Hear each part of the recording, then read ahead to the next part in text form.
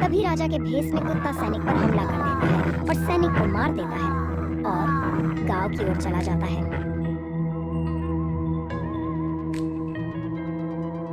और एक आदमी को उठाकर जंगल ले जाता है।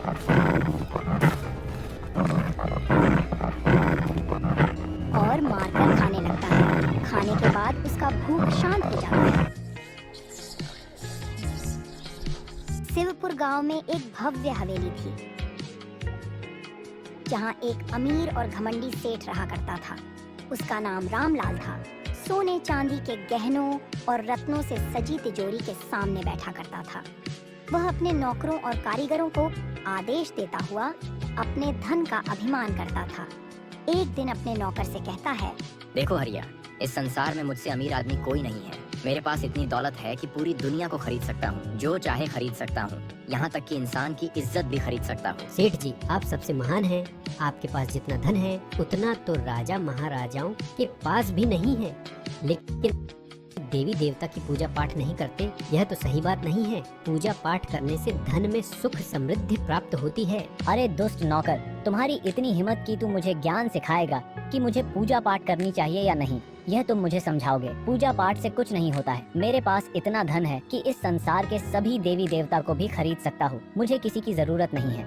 सब लोग मेरे धन के गुलाम हैं, चाहे राजा हो या फकीर। सेठ रामलाल की हवेली में सोने चांदी की चमक और दौलत की भरमार होती थी, लेकिन उसका दिल कठोर और घमंड से भरा हुआ था।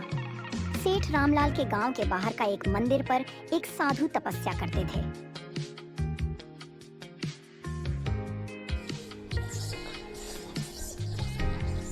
एक दिन वह गांव की तरफ जाते हैं। साधु बहुत वर्षों से तपस्वी जीवन बिता रहे थे और गांव के लोग उनकी इज्जत भी किया करते थे। साधु का शरीर साधारण कपड़ों में ढका हुआ था, लेकिन उनके चेहरे पर अद्भुत शांति और ज्ञान का प्रतीक था। प्रणाम महाराज, आप हमारे गांव आए, यह हमारा सौभाग्य है। हमें आपका आशीर्वाद चाहिए। अरे बच्चा, आशीर्वाद तो तुम लोगों के साथ हमेशा रहता है, लेकिन आशीर्वाद के लिए सही कर्म करना चाहिए। जो व्यक्ति घमंड और लोभ से दूर रहता है वही सच्ची खुशी प्राप्त करता है। तुम लोग हमेशा सच्चाई के साथ रहना और कभी भी धन का घमंड मत करना। धन का घमंड विनाश का कारण बनता है। गांव के लोग साधु के ज्ञान को सुनते हैं और उनकी बातें अपने जीवन में अपनाने की कोशिश करते हैं। साधु महाराज गांव में जाते हैं। जाते जाते उन्हें बहुत जोर से प्यास लग जाती है।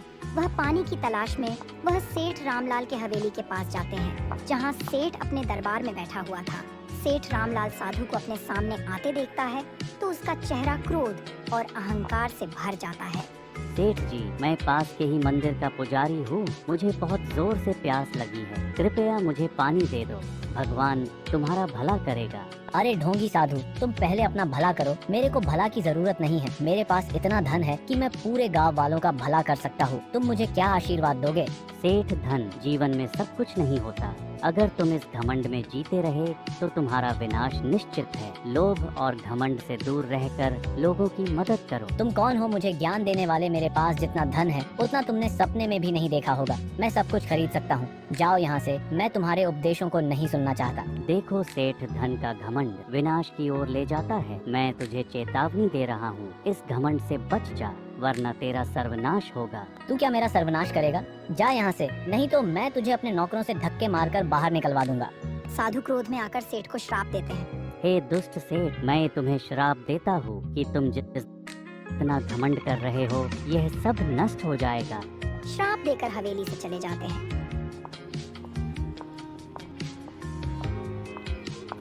कुछ दिनों बाद एक रात को सेठ रामलाल के सोने चांदी के भंडार चोरी हो जाते हैं। कुछ ही दिनों के भीतर सेठ के जीवन में उथल पुथल मच जाती है। सेठ रामलाल की सभी संपत्तियां एक एक करके नष्ट होने लगती हैं और व्यापार में उसे भयंकर नुकसान होता है।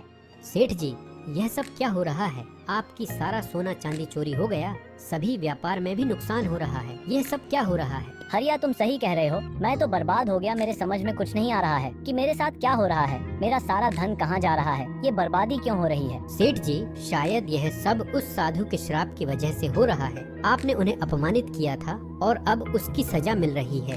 सेठ रामलाल धीरे धीरे गरीब होने लगता है, उसकी हवेली उजड़ने लगती है और वह खुद गरीबी और कष्टों से घिर जाता है। उसके शरीर की शक्ति भी घटने लगती है और उसे अब अपने घमंड का पछतावा होने लगता है।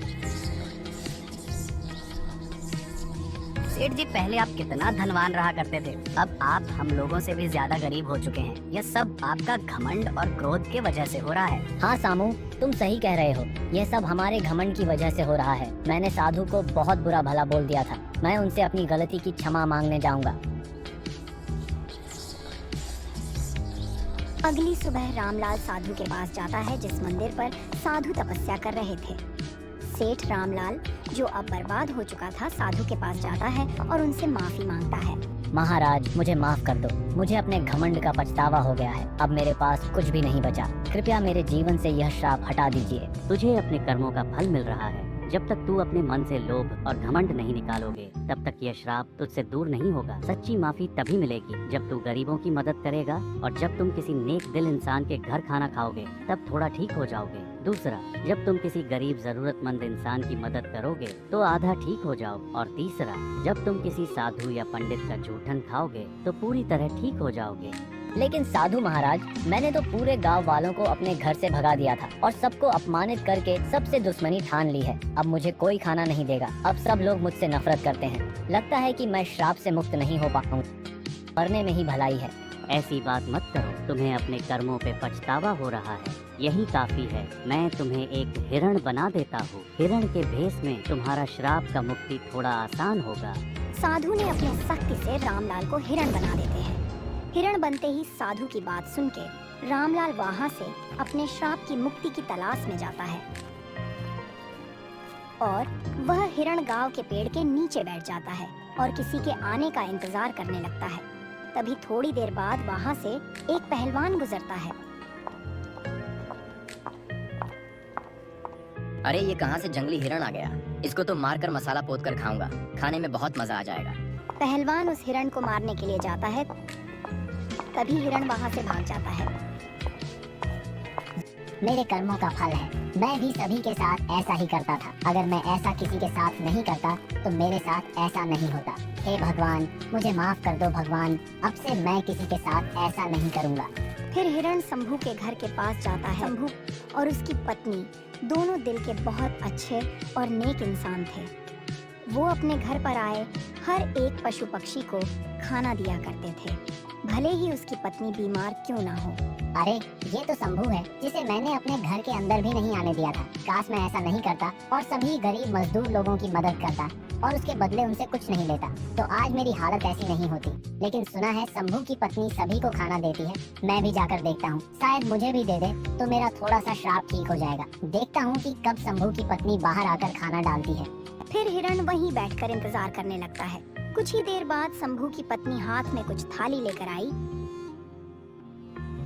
और अपने घर के बाहर खाना रख दी पशु पक्षी के लिए और वापस घर में चली गई। शंभू की पत्नी के अंदर जाते ही हिरण ने वहां आकर रखा हुआ खाना खा लिया। तभी वो थोड़ा ठीक हो गया और खुश होकर बोला, अरे वाह, मैं तो थोड़ा ठीक हो गया। यानी मैं साधु बाबा की पहली परीक्षा पास कर ली। अब बची हुई 2 परीक्षा वो भी मैं जल्दी से पास कर लूंगा, फिर मैं पहले जैसा हो जाऊंगा। शंभू, तुम भले ही गरीब हो लेकिन दिल के बहुत अच्छे हो। मैं तुम्हारा एहसान कैसे चुका पाऊंगा? अगर मैं ठीक हो जाऊंगा तो तुम्हें आदर और सम्मान के साथ घर लेकर आऊंगा और खाना खिलाऊंगा। फिर वो हिरण वहाँ से चला जाता है और अपनी दूसरी परीक्षा को पास करने के लिए वो एक बहुत ही गरीब आदमी की तलाश करता है। चलते चलते वो गांव से बहुत दूर आ जाता है तो उसे एक छोटी सी झोपड़ी दिखाई देती है। लगता है कि मैं जिस गरीब आदमी की तलाश कर रहा था वो शायद इसी झोपड़ी में रहता है। मुझे वहाँ जाके देखना चाहिए। ऐसा कहकर हिरण झोपड़ी के पास जाता है और उसकी छत पर जाकर बैठ जाता है तो उसे अंदर से आवाज सुनाई देती है, अजी आप क्या कर रहे हो? यहाँ तो खाने को लाले पड़े और आप ये रोज रोज पक्षियों के लिए अनाज के दाने रख रहे हो। घर में 2 मुट्ठी अनाज है, उसमें से आधी मुट्ठी कटोरी में रखकर ले जा रहे हो। अब हम क्या खाएंगे? मुझे पता है कि घर में अनाज नहीं बचा है, लेकिन खुद का पेट भरा हुआ हो तब भूखे को खाना खिलाने में अलग ही मजा है। असली इंसानियत वो है जब हम खुद आधे पेट रहे और किसी भूखे का पेट भरने में मदद करें। लेकिन हम ही क्यों जी? दुनिया में करोड़ों लोग हैं, वो भी पक्षियों और जानवरों के बारे में सोच सकते हैं। एक हमने ही ठेका नहीं ले रखा है। अगर हर कोई यही सोचे तो इस दुनिया से इंसानियत का नामो निशान ही मिट जाएगा। एक बात बताओ, ये पंछी जानवर शहर से गांव में क्यों आते हैं? क्योंकि हम इंसानों ने इनके रहने खाने की जगह छीन लिए हैं, पहाड़ खोदकर नदी बना दिए हैं और जंगल को पीछे हटाकर वहाँ पर सड़कें और ऊंची ऊंची इमारतें बना दिए हैं। पेड़ काटते समय किसी ने ये भी नहीं सोचा कि इन पेड़ों पर पंछियों का बसेरा होगा। पेड़ पर लगने वाले फलों से वो भूख मिटाते होंगे। सबको सिर्फ अपनी ही तरक्की चाहिए, फिर चाहे किसी का भी घर उजड़ ही जाए। लेकिन मैं ऐसा नहीं सोचता। कुदरत ने जितना हक हमको दिया है उतना ही यहाँ हक इन पक्षियों और जीवों को भी दिया है। हमारा क्या, हम तो बूढ़े हो जाएंगे, पता नहीं और कितनी जिंदगी बाकी है, लेकिन जब तक मैं जिंदा हूँ मैं इन्हें खाना खिलाता रहूंगा और इनकी मदद करता रहूंगा। मुझे ऐसा करके बहुत अच्छा लगता है। भले ही मेरे पास कुछ खाने को हो या नहीं, लेकिन मैं अब अपने हिस्से से आधा हिस्सा जरूर दूंगा। लेकिन मैं इन्हें कभी भूखे पेट नहीं रखूंगा। अच्छा जी, आपकी जो मर्जी वो करिए, लेकिन आप भूखे पेट कैसे रहेंगे? क्योंकि आपको दवाई भी तो खानी है। अगर आप दवाई नहीं खाएंगे तो फिर से आपकी तबीयत खराब हो जाएगी और घर में इसके अलावा कुछ भी नहीं है। ये बात सुनकर हिरण खुद से बोलता है, यह आदमी कितना नेक इंसान है, खुद की तबीयत खराब होने पर भी पशु पक्षी के भलाई के लिए सोच रहा है। इससे बढ़कर और कोई इंसान नहीं हो सकता। मुझे इसकी मदद करनी होगी, मुझे इनको खाने के लिए कुछ इंतजाम करना होगा। फिर हिरण वहाँ से जंगल की तरफ चला जाता है।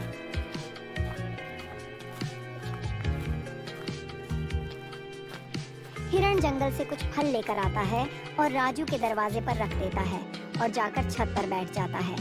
तभी थोड़ी देर बाद राजू की पत्नी बाहर आती है और इतने सारे फल देखकर हैरान हो जाती है। अजी सुनते हो, यहाँ दरवाजे पे इतने सारे फल कहाँ से आए? फिर राजू घर के बाहर आता है।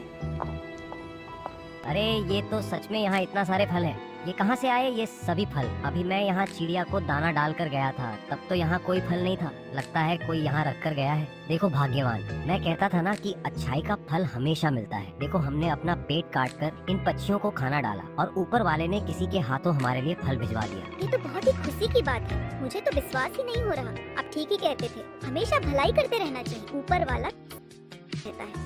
फिर वो दोनों पति पत्नी फल लेकर खाने लगते हैं। तभी हिरण उनके सामने आता है और वह आधा हिरण और आधा इंसान बन जाता है।